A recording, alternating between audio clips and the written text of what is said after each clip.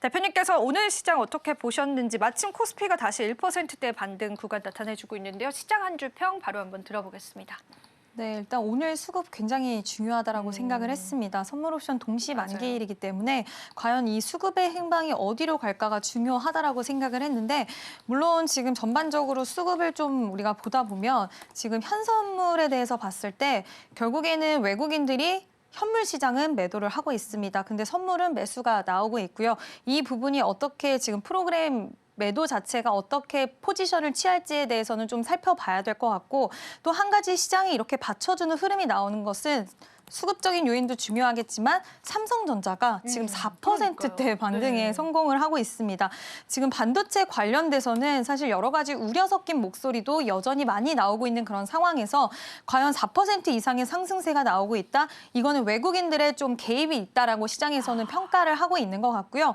막판까지 이런 기조와 흐름이 이어지는지 좀 봐야 될 것 같기는 한데 지금 SK 하이닉스 같은 경우에도 2%대 상승을 하고 있습니다. 동시에 이렇게 상승이 나오는 부분은 결국엔 마이크론의 보조금이 이제 확정이 됐는데 이와 관련돼서 뭔가 소식이 있으려나 사실 저는 그와 같은 좀 생각을 해보기도 했는데요. 여전히 중국 관련돼서 공급 과잉의 이슈라던가 그리고 디램, 낸드 가격의 하락, 그리고 실적에 대해서 내년 1분기까지는 좀 지속 어려울 수 있다라는 이야기들이 잇따르고 있고 지금 여러 가지 뭐 IB 쪽에서 이야기 나오는 걸 흘려보면 목표 주가를 하향하는 쪽이 더 많아요.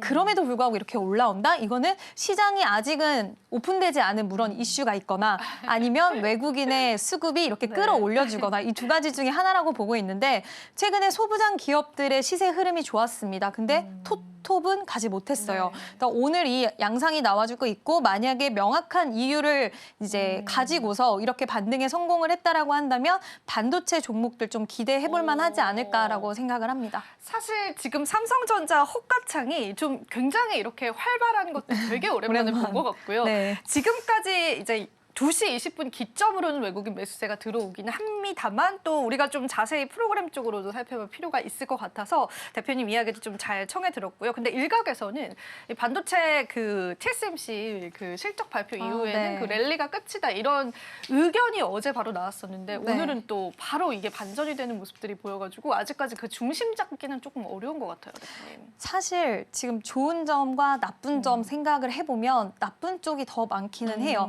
K칩스법도 지금 내부적으로 굉장히 시끄러우면서 지금 K칩스법, 일본 그리고 대만, 미국, 중국 많은 나라들이 반도체 관련돼서 산업을 육성하기 위해서 정말 막대한 자금과 자국 기업을 끌어올리기 위한 노력들을 하고 있는데 우리나라도 뒤늦게 K칩스법을 발의하겠다라고 얘기를 했지만 지금 발목이 잡힌 상황이죠. 이게 언제 진행이 될지에 대한 여부가 좀 불투명해진 상황이라서 이 부분을 해외 쪽에서는 굉장히 큰 요소적인 문제적인 부분으로도 지적을 많이 하더라고요. 그뿐만 아니라 아까 말씀드렸던 중국 쪽의 공급 과잉이라든지 우리가 이렇게 공백이 발생했을 때 중국에서 정부의 지원을 받아서 기술적인 부분들이 상당히 많이 레벨업되는 부분도 하나의 우려적인 부분으로 작용을 할 수 있을 것 같은데 지금 시장에서 기대할 수 있는 요인들은 안 좋은 쪽 빼고 이제 트럼프가 새로 집권을 하게 됐을 때 우리가 생각했던 것보다 더욱더 우리나라 반도체 기업들에 대한 피해가 예상보다는 좀 없다라는 부분이 발생할 수 있는 부분이고요. 그리고 지금 시기가 그렇게 많이 남지 않았습니다. 그리고 그거와 보조금에 대한 이슈, 보조금을 확정 짓느냐 이 부분 중요할 것 같고요. 실적도 오히려 이제 이번 실적은 안 좋을 거다라는 의견이 많은데 이렇게 뚜껑을 열어봤는데 안 좋다. 그러면 차라리 그래, 우리 안 좋은 거 알고 있었으니까 이제 내년 2분기 때부터는 수요가 다시 살아날 수 있으니까 그때를 한번 보고 저가 매수를 들어가자라고 생각할 수 있다라는 부분들도 해석이 좀 있기 때문에 오늘 예상 외로 4%대 시세가 굉장히 강하게 들어오고 있거든요. 그래서 저는 우리가 긍정과 부정에 대해서 모두 알고 항상 체크를 해봐야 되겠지만 지금은 저가 매수에 대해서는 분명히 좀 유효한 시그널들이 나와주고 있다라고 보고 있기 때문에 뭐 하루 이틀 보는 종목은 아니잖아요. 맞아요. 네, 그래서 호흡을 네. 길게 그리고 불확실성들이 제거될 때마다 우리가 예상했던 것보다 시세 흐름이 강할 수 있기 때문에 분할 매수, 저가 매수 가능하지 않을까라고 생각을 합니다. 근데 사실은 또 리포트들도 실적이 안 좋을 것이다, 안 좋다, 그러나 싸다 이런 얘기는 항상 동일했거든요. 네. 그만큼 삼성전자가 저평가되어 있는 구간인 건 맞기 때문에 우리가 그 부분도 체크해 보시면 좋겠습니다. 자, 이어서 저희 다음 코너 바로 한번 좀 열어보도록 할게요. 자, 오이슈 시간입니다. 대표님께서 열어주시면서요. 내일 시장에 힌트들 주셨으면 좋겠습니다. 네, 오늘 좋은 출발을 했지만 좀 아쉬운 흐름이었고 막판까지 이 수급이 어떻게 이어지는지 좀 봐야 되지 않을까라고 보고 있고요. 결국 중요한 건 외국인의 수급 여부입니다. 그들의 수급이 어디로 흘러갈지 가장 중요하고 요즘 시장 원래도 그랬지만 개인과 외국인은 항상 반대 포지션을 그러니까요. 가지고 가는 네. 것 같아요. 정말 기가 막힐 정도로 맞아요. 항상 반대 포지션을 가지고 갔는데 과연 오늘의 이 스탠스는 어떻게 끝까지 마무리되는지 봐야 될 것 같고 오늘은 좀 특별한 게 개인과 외국인이 동시에 코스피에서 순매도를 하고 있고요. 그리고 코스닥 같은 경우에는 외국인과 기관의 매도세가 이어지고 있는데 일단 코스피 시장 그 개인의 매도 물량이 그렇게 크지는 않습니다. 규모 자체가 크진 않고 오늘 코스닥의 외국인과 기관의 매도세도 물량이 그렇게 크게 금액이 크지는 않은 것 같아요. 그래서 일단 수급적인 요인들은 지금 요즘 들어서는 후반부 들어서 확 바뀌는 현상들이 나오기도 하기 때문에 막판까지 수급의 흐름 잘 체크해 보시면 좋을 것 같고요. 그리고 삼성전자와 SK 하이닉스의 이 시세 흐름이 오늘 막판까지 그리고 외국인들의 수급이 막판까지 이어지는지 끝 났을 때도 우리 항상 종가 부분 항상 확인해야 되잖아요. 네. 그래서 그 부분 꼭 체크해 보시면 좋을 것 같습니다. 네. 그런데 미국 시장은 굉장히 신고가 영역, 안 가본 영역, 정말 서프라이즈한 영역까지도 도달하고 있는데 그럼에도 그에 비해서 국내 증시 너무나 약합니다. 너무 그 괴리율이 너무 커지는 건 아닐까 그런 우려감이 좀 들기도 하는데 국내 증시 왜 이럴까요? 원인이 있을까요?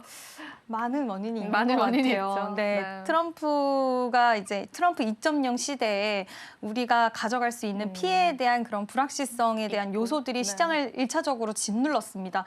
그리고 하느니 갑작스러운 금리 인하를 하면서 내수 경제에 대한 불안감이 더욱더 증폭이 되기도 했고요. 여기에 갑자기 내부적으로 굉장히 문제가 터졌죠. 그래서 계엄 쇼크가 아직까지도 시장을 좀 짓누르고 있는 상황이고요.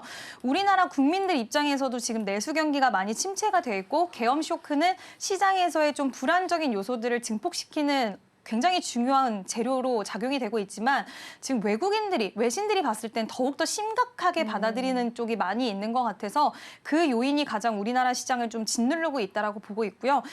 저도 맨날 이제 미증시를 체크를 하는데 M7 기업들이 지금 고공행진을 엄청나게 하더라고요. 맞아요. 테슬라, 구글 계속해서 고가를 경신을 해 나가는 모습들을 보면서 좀 씁쓸하다라는 생각이 드는데 분명히 뉴욕 증시도 어느 정도 이제 차익 실현이라던가 그리고 분명히 쉬어가는 조정의 구간이 올 건데 그렇게 됐을 때 이제 미국 시장으로 많이 흘러갔던 우리나라 개인 투자자분들이 여전히 그때까지도 우리나라 주식이 싸다라는 그 인지 가격대를 있다면? 네. 현실 그게 있다라고 한다면 다시 한번 좀 돌아와 주지 않을까라고 보고 있어서 난 좀 아쉽기는 하지만 우리가 산타랠리를 이번에 못 만난다라고 하더라도 좀 늦게 우리나라에는 훈풍이 불어온다. 좀 속도 차이가 있다라고 네. 생각하면 좋을 것 같습니다. 네, 좋습니다. 산타가 왔으면 좋겠습니다. 자, 그렇다면은 대표님께서 이 시장에서 어떤 섹터 군들을 좀 눈여겨 보시는지 섹터 단으로 한번 이야기 나눠보겠습니다. 대표님의 픽 섹터 바로 한번 열어주세요, 대표님. 네, 같이 열어볼게요. 볼게요. 네, 화장품 쪽으로 네. 오늘 가지고 와주셨네요. 네, 아무래도 화장품 관련돼서 특히 북미 쪽에서 이미 좀 어떠한 매출을 만들어내고 있고 또 북미 시장에 대한 앞으로 성장성에 대한 기대감 가져갈 수 있는 기업 쪽을 계속 보셔야 된다라고 생각을 하는데요. 뭐 중국의 경기 부양책도 최근 다시 기대를 갖게 만드는 중국이 이제 내수를 좀 살리겠다라고 강력하게 맞아요. 이야기를 했습니다. 거기에 우리나라 화장품 기업들이 가져갈 수 있는 파이가 크지 않을 수도 있어요. 여전히 아직은 침체이기 때문에 회복되는 구간까지의 시간은 걸릴 수는 있지만 결국 우리나라 화장품 기업들에게는 또 하나의 또 좋은 모멘텀이 발생을 한 거고 또 그뿐만 아니라 이미 중국에 대한 모멘텀을 가져가기 이전에 내수 쪽이라던가 일본, 북미, 유럽 뭐 이런 쪽에서 골고루 잘하는 기업들이 있습니다. 그런 기업들은 중국의 경기 부양책이 좀 더 강력하게 실렸을 때 이미 잘하고 있고 이미 주가 흐름이 좋았다가 또 추가적인 이슈가 나온다라고 한다면 주가 흐름은 굉장히 강해질 수 있기 때문에 그 안에서 선택과 집중을 해서 종목을 좀 잘 선별하면 좋은 또 수익을 기대할 수 있지 않을까라고 생각을 합니다.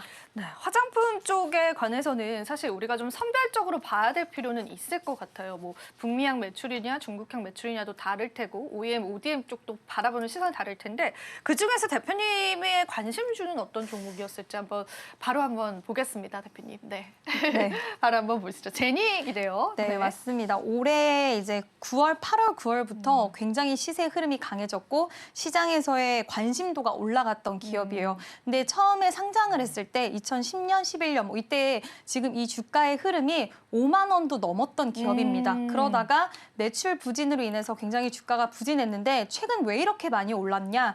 이 회사는 하이드로겔 마스크팩 분야, ODM 분야의 1위를 차지하고 있는 기업입니다.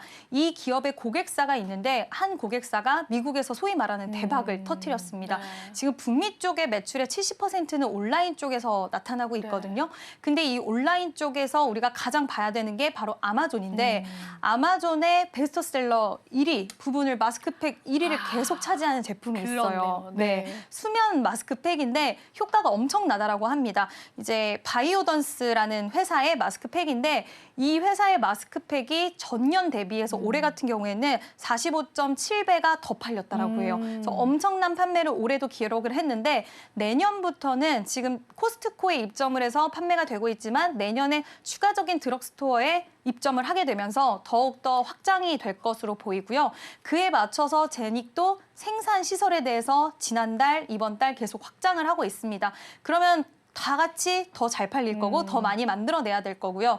또 이 회사와 지금 북미뿐만 아니라 일본을 제외하고는 모든 쪽은 같이 ODM을 맡아서 하기로 했어요. 그래서 기대할 수 있는 요인들이 충분히 많이 있다라고 생각을 하고 있고요.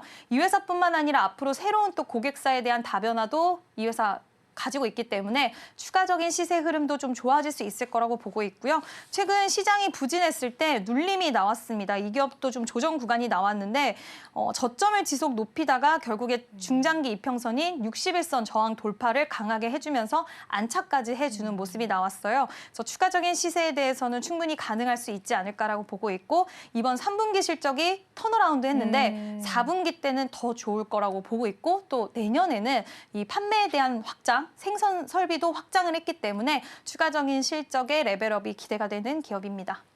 지금 바로 구독을 눌러보세요. 실시간 경제 뉴스, 투자 전문가들의 다양한 시황과 정확한 분석, 또 알찬 투자 정보까지 신뢰할 수 있는 저희 서울경제TV와 함께하세요.